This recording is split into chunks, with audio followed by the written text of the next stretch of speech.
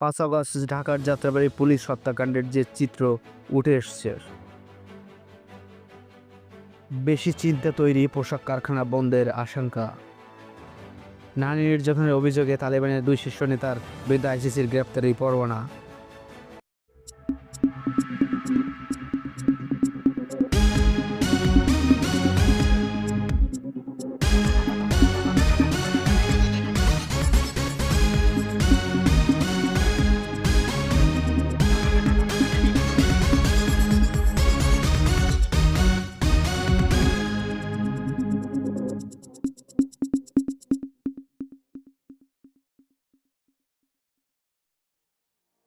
পাঁচ আগস্ট ঢাকার যাত্রাবাড়ী পুলিশ হত্যাকাণ্ডের যে চিত্র উঠে এসেছে ২০২৪ সালের ৫ আগস্টে ঢাকার যাত্রাবাড়ী এলাকায় এক ভয়াবহ সহিংসতার ঘটনা ঘটে। ওই দিন পুলিশের একটি দল সেখানে দায়িত্ব পালন করছিল। হঠাৎ বিক্ষোভের একটি দল পুলিশের উপর আক্রমণ চালায় এবং হামলা করে। একজন পুলিশ সদস্য নিহত হন এবং আরও কয়েকজন আহত হন।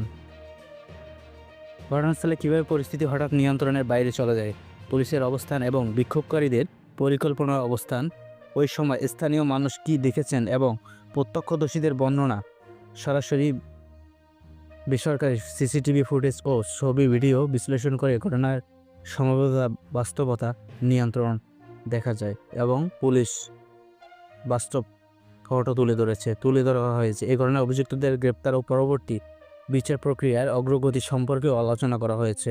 ছবিতে দেখা যায় পুরো যাত্রাবাড়ী এলাকায় জুড়ে ধোঁয়া, রাস্তায় ছড়িয়ে থাকা লোকজন এবং পুলিশের সাজানো যায়। এটি পাশে ফাঁকা উড়াল সেতু সড়ক আর অন্য পাশে ভাঙচুর চিহ্ন।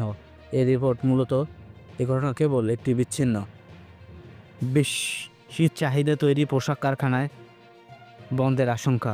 আজকে ঢাকার প্রকাশিত বিভিন্ন জাতীয় পত্রিকাগুলোর মধ্যে বিদেশি বাজার তৈরি পোশাকের চাহিদা থাকলেও নানা কারণে কারখানা বন্ধ হয়ে যাওয়ার আশঙ্কা তৈরি হয়েছে।